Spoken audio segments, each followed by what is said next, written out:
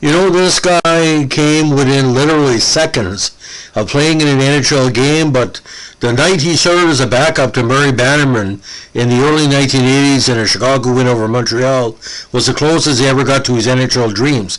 But he rode that literally time on the bench to become one of the most respected entertainers and sports reporters and broadcasters in Ontario history.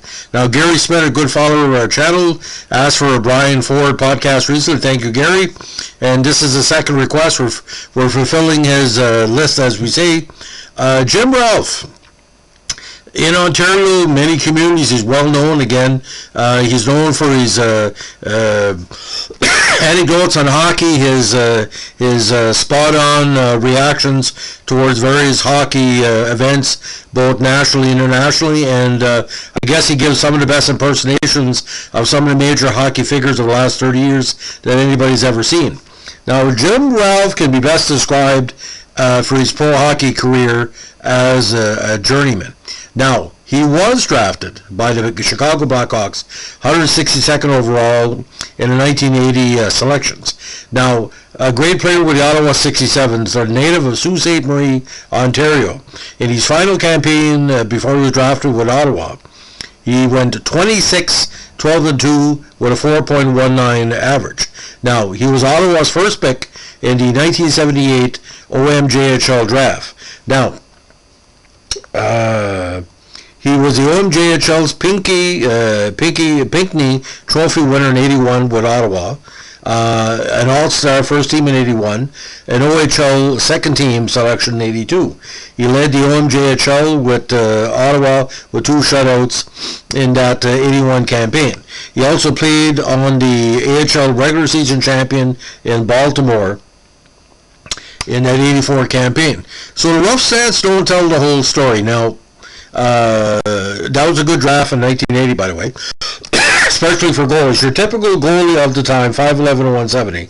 He played 40 years with the 67s, winning 26, 38, and 35 games. Now, 83 campaign, he found himself with the Springfield Indians and the Colorado Flames. Colorado was in the CHL, Springfield was in the AHL. He won 9-13-2 with Springfield and 3-2 with Chicago. Now, an interesting story on Jim's career, and we get this from NHLBackups.com. Now, he technically he dressed for one game. Now, that doesn't mean he appeared one NHL game. Now, early November '82. The Blackhawks recalled Ralph from Colorado to Flames. Tony Esposito was suffering from a groin injury, and coach Orval Tessier decided to give him some rest. Ralph dressed as the backup goalie to Murray Bannerman in the contest against Montreal. According to an '82 Ottawa Citizen newspaper, Ralph was scheduled to start Chicago's following game against the Red Wings, but Esposito made an unexpectedly quick recovery, and Ralph's NHL stint was over before it could even really begin. Now, Ralph again had a solid junior career with the 67s. He took over the starting role in 79, and then again 1980 was drafted by Chicago. In the last 2 seasons were his best with the 67s, and like I said, the OHL All-Star team in those campaigns. Now, from there he went on to play 7 years of pro hockey. In 1987, he signed a contract with Toronto Maple Leafs, but was never recalled to the NHL by the club. Thus, his connection with the Toronto media over the years. Ralph eventually, like I said, became a well-known personality in the Toronto area after hanging up the skates, working for Global TSN, and from 2002 to 2013 was a color commentator for the Toronto Maple Leafs. Now, rough stats show this. 84 campaign, he only played in 25 games with the Baltimore Skipjacks. And 85 played with the Milwaukee Admirals, 19 games. Then he found himself in the Maritimes with the Nova Scotia Oilers, where he made quite a good impression with that squad. Also played with Milwaukee of the IHL that year. 87 again, after another year with Milwaukee, he signed with Newmarket, and over 2 seasons with the Toronto main affiliate in the AHL, he put up decent numbers. 31 games with about a 4.5 average, 5-11-2. Now, according to hockeydraftcentral.com. Again, he had signed with Toronto, and a lot of people thought he was going to be a chance in a backup, but never played for the parent club. Now, he went into broadcasting at retirement, hosting the weekly Ringside Hockey Show on TSN in 89-90.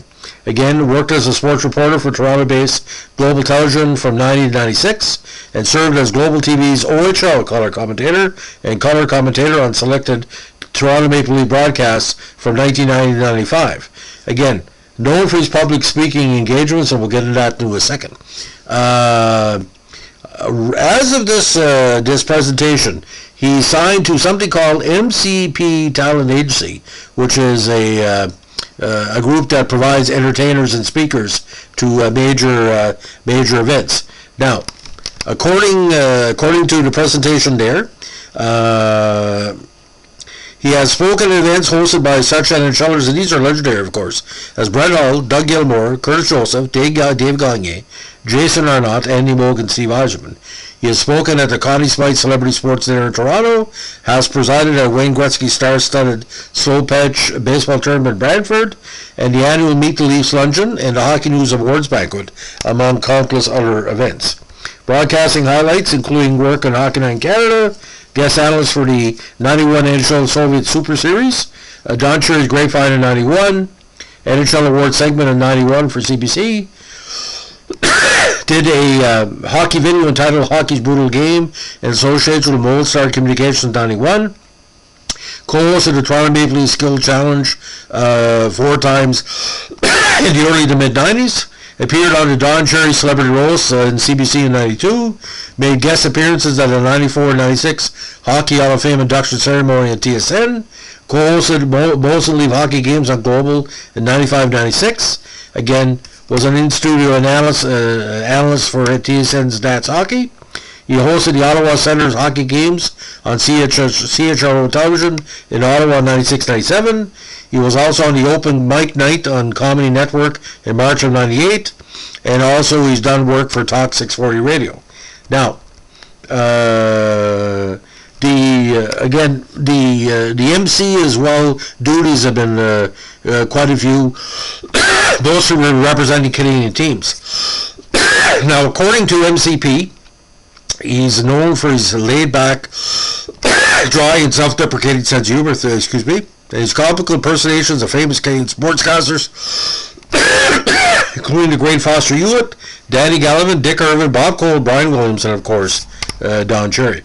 So Jim's respect is quite heavy throughout Canada, throughout the media centers. But what makes Jim a very important voice for hockey is he's lived through the minor hockey wars. He's lived through the system. He knows what's good about the sport. But these impersonations, like, he makes everybody feel right at home. Like, one person in Ontario said he's like everybody's good uncle. And I think that's the best way to say it. But I know, ladies and gentlemen, when he was in Nova Scotia, we knew he was going to end up with being signed to another Canadian team, and we knew it could have been Toronto. But it's kind of bizarre with all the Toronto Maple Leaf goalies they tried. It's funny wouldn't give Jim a better try. I think Jim would have been good for Toronto. Somebody to come in for an injury substitution, or like be a perfect number 3 goalie. Anyway, ladies and gentlemen, thank you, Gary. This is the latest in our Request podcast series. If you like what we're doing here, give us a like, comment, and subscribe. And if you have a Jim Brown story, let me know, because I guess they're legendary. And his impersonations are great, as we say. Thanks for listening.